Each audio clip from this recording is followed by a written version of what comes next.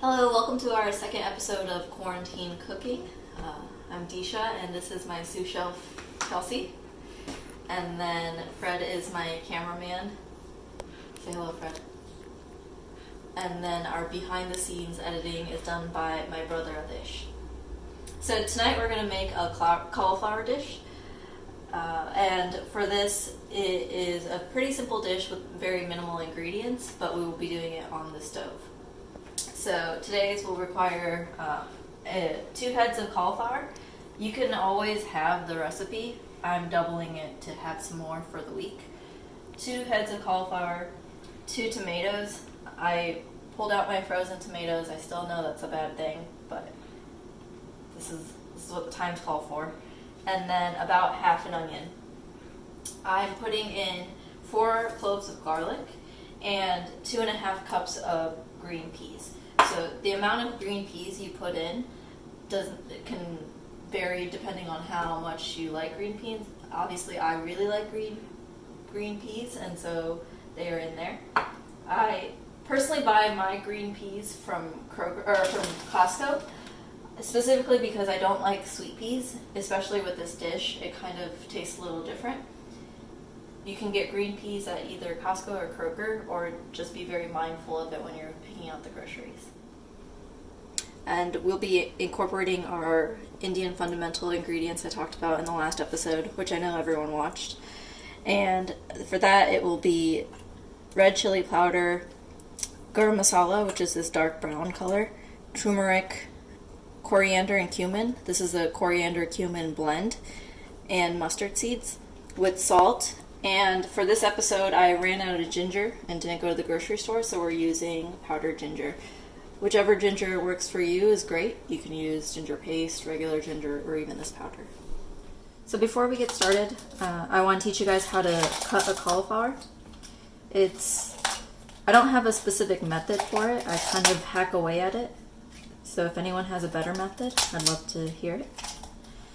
What I do first is take out all of these big leaves until I can see the big stem.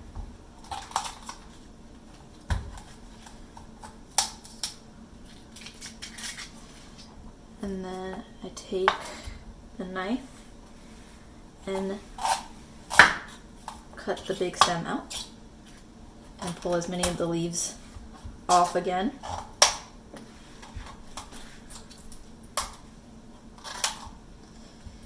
And from this point, I kind of cut it in half and cut out this big chunk very carefully.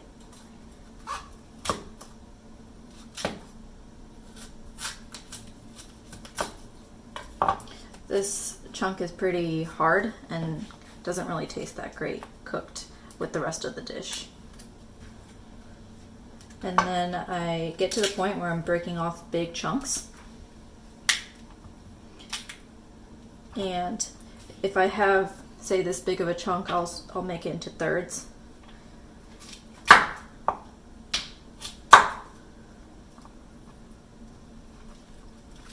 So that when we're cooking, we'll be cooking with kind of this size cauliflower. You can even go a little bit smaller if you'd like. So my sous chef is currently dicing up the tomatoes. Make them semi-small, just so it's a lot easier for it to break down and get mushy when you're cooking it. And then for the onions, they can be as big as you want. For us, we're going to make them really, really small because I don't like onions, like I mentioned before. And I used our Munch Muncher to munch up the 4 cloves of garlic. Typically, I would put the ginger in here, the fresh ginger, to munch it up with it, but I don't have any right now. With their green peas, I recommend steaming them before putting them on the stove. And so to steam them, I quickly rinse them out, and I put it into a bowl with it still wet from the rinsing. Cover it with a plate, and I put it in the microwave for about 4 minutes. I grabbed one of my bigger pans because the cauliflower will really stack up in here, and it's important to get a pan that has a good lid on it because that's how the cauliflower will cook. I put enough oil on it so that it coats the bottom pretty well. One of my many viewers commented on the amount of oil I put in. You can always put in less. Thank you, cameraman.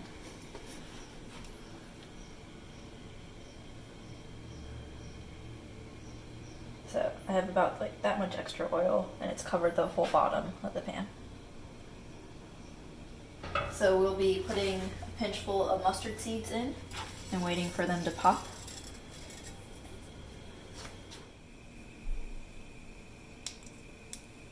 So now that you hear it popping, you can put in the garlic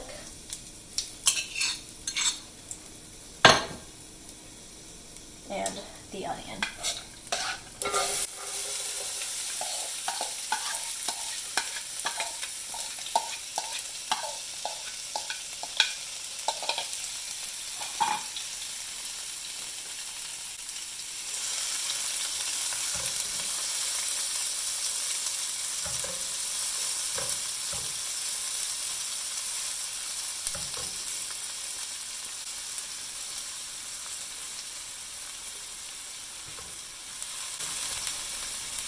So same with last time, we're going to wait until the onions get a little bit translucent before we start adding the other ingredients.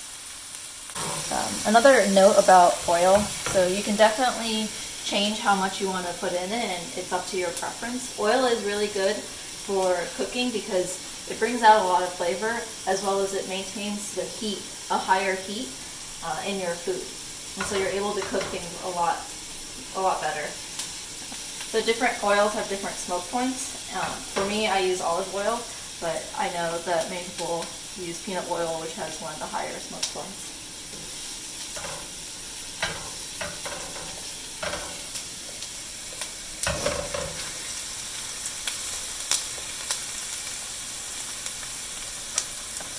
With onions, it's important to keep stirring it. You don't want them to get brown or burnt. And if you start getting too much of a brown color before it becomes translucent, turn down the heat a little bit, because they're essentially frying instead of cooking.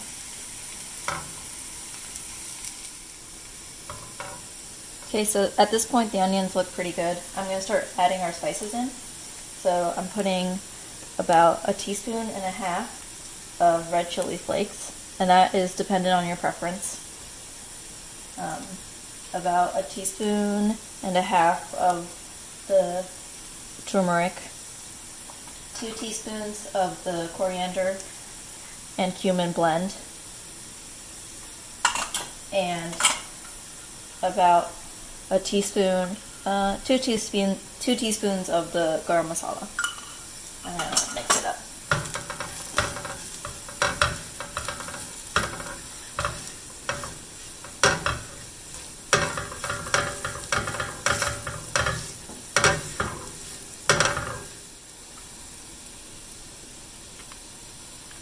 I'll put in about 1 teaspoon of the ginger, powdered ginger.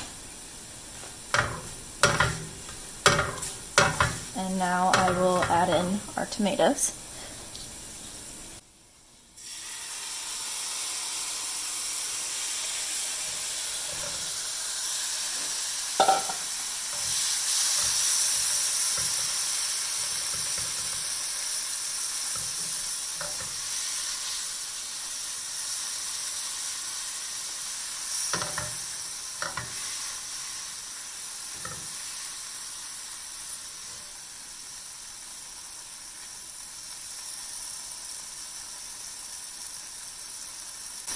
So remember, it's important to get the tomatoes pretty mushy before we add the rest of the ingredients. So we're going to let it sit and cook. Before I do that though, I'm going to add in the salt.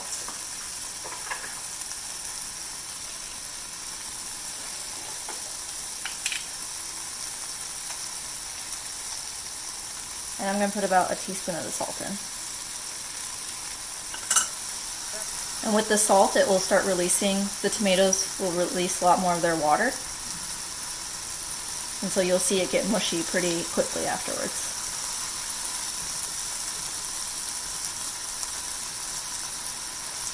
We shouldn't let it have to cook too much longer than that, but we'll let it go for just a minute.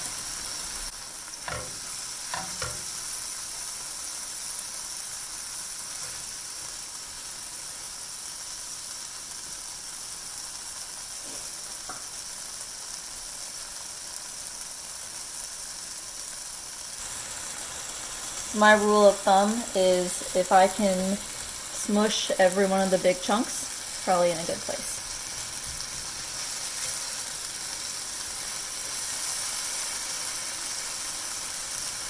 A few of the chunks are still resisting, so I'll give it a minute more.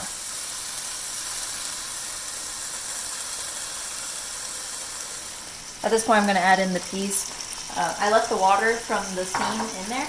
It'll evaporate pretty quickly in this. I'll just mix it around and let it cook for just a little bit.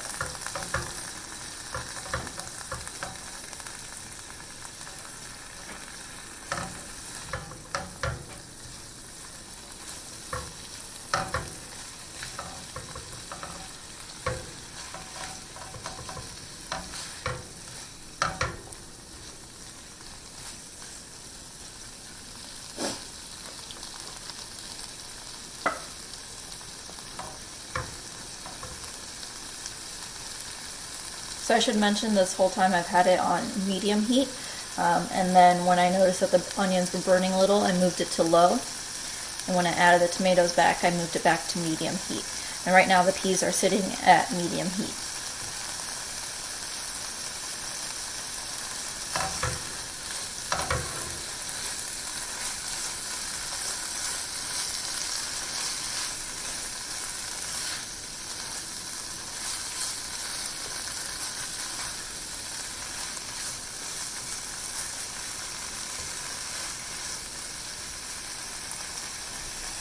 So I believe I only waited for 1 or 2 minutes, and then I'll be adding in the cauliflower now.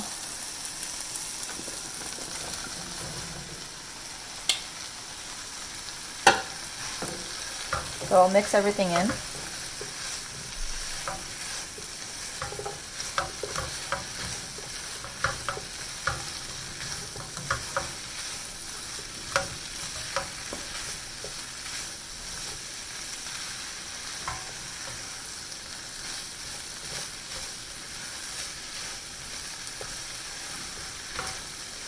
You want to make sure everything is covered pretty well, because the tomato is covering the cauliflowers pretty well, because we'll be covering the pan and letting it cook for quite a bit of time.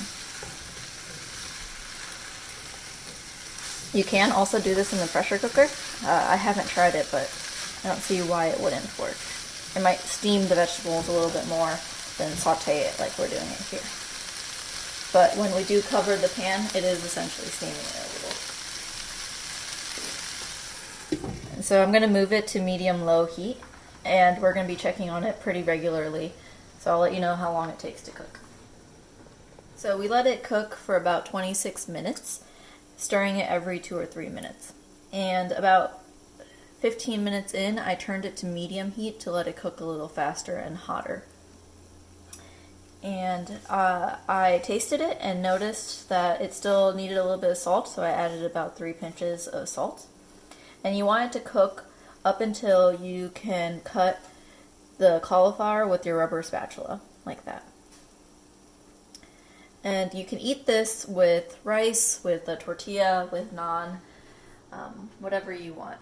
And that is how I make Gobi Bhaji, which is a dish that's an Indian cauliflower dish. Gobi means cauliflower, and bhaji means kind of a vegetable dish. Thanks for joining.